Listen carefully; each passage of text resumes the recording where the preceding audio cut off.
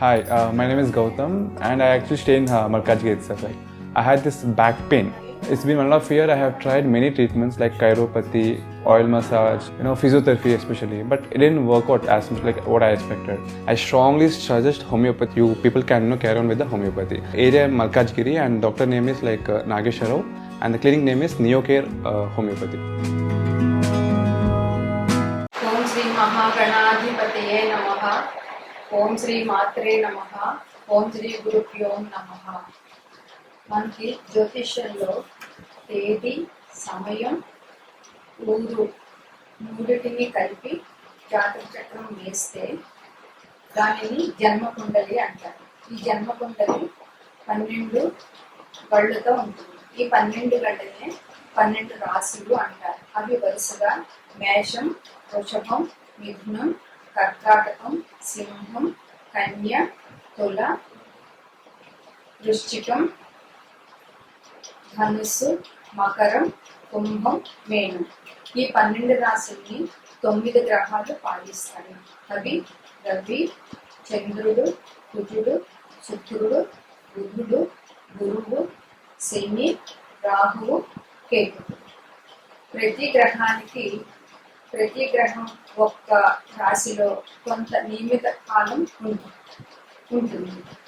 రవి 1 నెల ఉంటాడు, చంద్రుడు 2.5 రోజులు ఉంటాడు, బుధుడు 1 నెల ఉంటాడు, కుజుడు 45 రోజులు ఉంటాడు, శుక్రుడు 1 నెల రోజులు ఉంటాడు, గురువు 1 సంవత్సరం ఉంటాడు, శని 2.5 సంవత్సరాలు ఉంటాడు, రాహుకేతువులు 18 నెలలు ఉంటారు. మే 1వ తారీఖు మధ్యాహ్నం 1 గంటకి గురువు మేషరాశి నుంచి వృషభ రాశిలోకి సంచారం ప్రారంభించాడు. గురువు జీవకారకుడు. వృషభ రాశిలో గురు సంచారం వల్ల 12 రాశుల వారికి ఎటువంటి ఫలితాలు వస్తాయి అన్నది ఈరోజు చర్చించుకుంటున్నాం. ధనుస్సు రాశి వీరికి 6వ స్థానంలో గురు సంచారం. అంటే కష్టము అంటే రుణాలు, కష్టాలు, అనారోగ్యం. అందువల్ల వీరికి 6వ గురు సంచారం ప్రతికూలమని చెప్పవచ్చు. 6వ గురు సంచారం వల్ల అనవసరమైన రుణాలు, అప్పులు, ఖర్చులు చాలా పెరుగుతాయి. రజితమూర్తిగా వీరికి 6వ గురు సంచారం జరుగుతుంది. అంటే ప్రతికూల ఫలితాలే ఎక్కువగా ఉంటాయి. బంధుమిత్రులతో భేదాభిప్రాయాలు ఉంటాయి. ఇరుగు పొరుగుతో కూడా సహాయ సహకారాలు ఉండవు. ఆరోగ్య విషయంలో చాలా శ్రద్ధ వహించాల్సి ఉంటుంది. గురుడు కుటుంబ పుత్ర ధనకారకుడు 6వ స్థానంలో సంచారం వల్ల వీరికి సంతానపరమైన సమస్యలు జరుగుతాయి. ధన సంబంధమైన ఖర్చులు జరుగుతాయి. కుటుంబ విషయాల్లో కూడా సహాయ సహకారాలు లోపిస్తాయి. కుటుంబంలో సమస్యలు, ఇబ్బందులు తలెత్తే అవకాశం ఎక్కువగా ఉంది. అనవసరమైన ఖర్చులు ఎక్కువ అవుతాయి. శక్తికి మించిన ఆదాయాన్ని ఖర్చు పెట్టడం ద్వారా వీరు చిక్కులలో పడే అవకాశం ఉన్నది. విద్యార్థులు విద్య విషయంలో శ్రద్ధ చూపించాలి. ఉద్యోగులు తమ కార్యక్రమాలలో శ్రద్ధగా పనిచేయాలి. లేదంటే ఉద్యోగంలో కూడా సమస్యలు తలెత్తే అవకాశం ఉంటుంది. నిరుద్యోగులకు అధిక శ్రమ వల్ల కానీ ఉద్యోగాలు వచ్చే అవకాశం లేదు. ప్రమోషన్ వ్యవహారాలపై వీరికి ఈ సంవత్సరం కొంచెం నిరాశనే చెప్పవచ్చు. అధిక శ్రమ వల్ల ఉద్యోగంలో అధిక శ్రమ వల్ల వీరికి చాలా శ్రమ, నిరాశ, నిస్పృహలు వచ్చే అవకాశం ఉన్నది.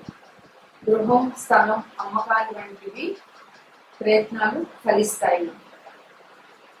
పై అధికారుల సహకారం తగ్గడం వల్ల వీరికి ఉద్యోగంలో చిక్కులు ఎదుర్కొనే అవకాశం చాలా ఉన్నాయి. ఎన్ని ఇబ్బందులు ఉన్నా కూడా తగిన సమయానికి ధనం అందుతుంది. కానీ వచ్చిన ధనం వచ్చినట్లే ఖర్చు అయిపోయే అవకాశం కూడా వీరికి చాలా ఉన్నాయి. ఈ ధనుసు రాశి వారు ఈ సంవత్సరం గురు సహకారం కోసం శివారాధన, రుద్రాభిషేకం, సూర్య నమస్కారాలు లాంటివి చేసి గురువుని ప్రసన్నం చేసుకోవలసిన అవసరం ఎంతైనా ఉంది. గోచార గురువు వివిధ రాశులలో ప్రతికూలమైనటువంటి ఫలితాలను ప్రభావం తగ్గడానికి గురుగ్రహ పరిహారాలు ఏం చేయాలంటే గురుగ్రహ జపం 16,000 చేయాలి. హయగ్రీవ మంత్రం చదవడం, దత్తాత్రేయ వజ్ర కవచం, మేధా దక్షిణామూర్తి స్తోత్ర పారాయణం, హయగ్రీవ స్తోత్రం, రాఘవేంద్ర స్వామి స్తోత్రం చేయాలి. ప్రతి నెల ఒక్కసారి దక్షిణామూర్తికి అభిషేకం చేయించాలి. గణపతి హోమం, దక్షిణామూర్తి హోమం పసుపు కొమ్ములతో, గురుగ్రహ మంత్రం రుద్రహోమం, సంతానం కోసం సంతాన పాశుపత హోమం, లక్ష్మీ హయగ్రీవ మంత్రంతో హోమం చేయొచ్చు. దానం గురువారం రోజు శనగలు కానీ తీపి పదార్థాలు కానీ మెంతులు, బెల్లం, పసుపు, అరటి పండ్లు, మామిడి పండ్లు, పసుపు వస్త్రాలు, గోవు, పసుపు కొమ్ములు మొదలైనవి దానం చేయడం వల్ల వీరికి ప్రతికూల పరిస్థితులు కొంచెం వరకు తగ్గుతాయి. దత్తాత్రేయ స్వామి, శ్రీ సాయిబాబా, హయగ్రీవ స్వామి, హనుమంతుడు, దక్షిణామూర్తి వీరి పూజలు చేయడం వల్ల మంచి అవకాశాలు ఉంటాయి. నమస్కారం. ఇప్పుడు వృషభ రాశి. వృషభ రాశిలో గురు సంచారం అంటే జన్మరాశిలో గురు సంచారం అని చెప్పవచ్చు. వృషభ రాశిలో గురువు రజతమూర్తిగా సంచారం చేస్తున్నారు. దీనివల్ల వీరికి శుభ ఫలితాలు ఇస్తారు. కానీ వీరికి కొద్దిగా అనారోగ్య సమస్యలు ఉండొచ్చు. ఆత్మవిశ్వాసం పెరుగుతుంది, మనోబలం పెరుగుతుంది. శరీరంలో నరాలకు సంబంధించిన అనారోగ్యాలు, షుగరు లాంటి అనారోగ్యాలు కలిగే అవకాశం ఎక్కువగా ఉంది. గురువు మే 5 నుండి జూన్ 3 వరకు, మళ్ళా తిరిగి అక్టోబర్ నుండి ఫిబ్రవరి వరకు వక్రించి స్థితి ఉన్నది. ఈ గురుడు వక్రించిన సమయంలో అనారోగ్యాలు, కొంచెం ప్రతికూలమైన పరిస్థితులు వీరికి జరుగుతాయి. ఆ టైంలో పేరు ప్రఖ్యాతులు తగ్గడము, నమ్మిన వారే ఇబ్బందులు కలిగజేయడము ఇలాంటి సమస్యలు వీరికి తలెత్తుతాయి.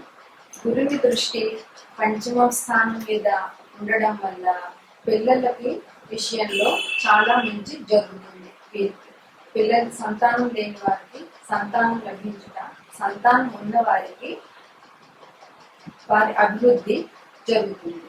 భాగ్య దృష్టి, గురు భాగ్య దృష్టి వీరికి వృషభ రాశి ఉండడం వల్ల తల్లిదండ్రుల నుంచి వచ్చే ఆస్తిపాస్తులు ఏమైనా ఉంటే అవి దొరుకుతాయి.